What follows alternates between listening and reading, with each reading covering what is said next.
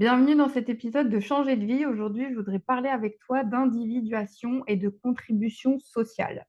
Pourquoi c'est si important, à mon sens, de finir son individuation avant d'aller vouloir contribuer pour la société?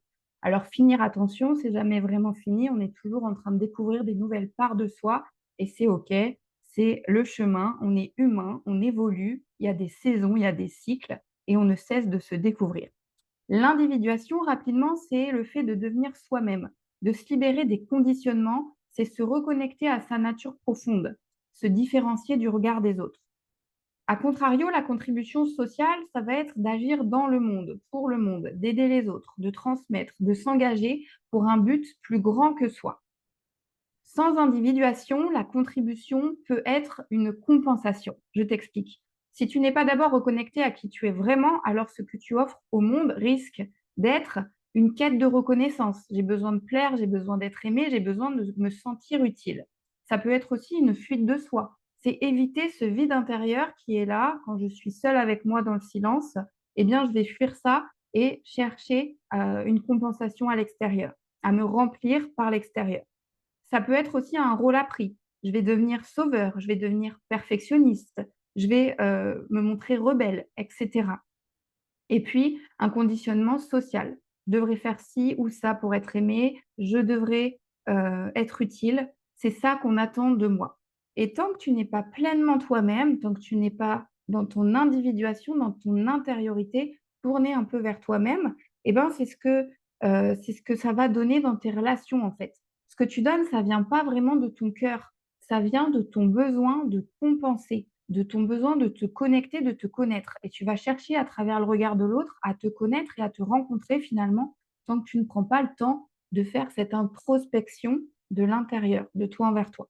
L'individuation, c'est pour te permettre en fait de devenir soi-même, ça permet de développer une forme de sécurité intérieure, d'amour de soi. Ça te permet de te sentir suffisant, suffisante, sans devoir prouver quoi que ce soit. Ça te permet d'être ancré dans ta vérité, même si ça dérange. C'est le courage de ne pas être aimé parfois. C'est ne plus dépendre de l'approbation extérieure, mais bien faire ce que tu as à faire, être qui tu es. Et puis, c'est oser dire non, poser tes limites et suivre ton rythme. Et ça, on l'a appris notamment grâce au challenge limite que j'ai créé spécialement pour les sauveurs compulsifs qui veulent se reconnecter, qui veulent se rencontrer, qui veulent tout simplement se libérer du besoin d'être utile sans culpabiliser. Et donc, c'est dans cette stabilité intérieure, cette force, hein, que ta contribution devient fluide, juste et joyeuse. Et ce n'est plus une pression. Une contribution authentique, contribuer sans s'épuiser, comme je vous dis tout le temps, ça naît en fait d'un trop-plein, d'un débordement, d'une extension de soi-même, et pas depuis un espace de manque, de compensation ou de recherche à l'extérieur de quelque chose qu'on doit développer à l'intérieur de soi.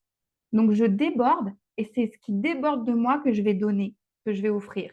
Et non, je suis vide, alors je vais donner, chercher à me connecter, à me rencontrer de l'extérieur pour me remplir. L'autre va me donner, l'autre va m'apporter. Non. Quand tu es aligné, quand tu es recentré, quand tu es véritablement reconnecté à toi, ton énergie circule plus librement. Ton don naturel qui déborde de toi, ce que tu donnes, hein, ça va se faire naturellement, sans épuisement, sans sacrifice. Et puis, tu vas naturellement influencer le monde en étant pleinement toi-même.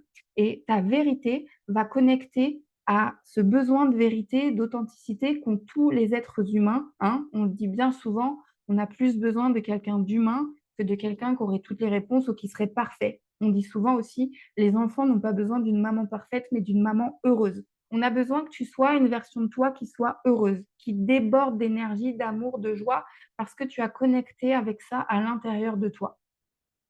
Donc, une petite métaphore, parce que je suis un ancien maître nageur, l'individuation, c'est apprendre à nager seul dans sa propre eau intérieure. Et la contribution sociale, ce serait nager vers les autres depuis un soi en sécurité, avec une vraie force, avec un vrai message, avec un débordement, une extension de toi. Je te laisse là-dessus pour aujourd'hui. Et puis, avant de changer le monde, hein, sache qu'il faut vraiment, il s'agit vraiment d'apprendre à se rencontrer soi-même, de faire cette reconnexion profonde, cette individuation va rendre ton action dans le monde réellement vivante, puissante et alignée, alignée. À ton échelle, sans t'épuiser. Changer ton monde. qui se passe autour de toi, ton écosystème. Je te laisse là-dessus. Prends soin de toi. C'était Nina.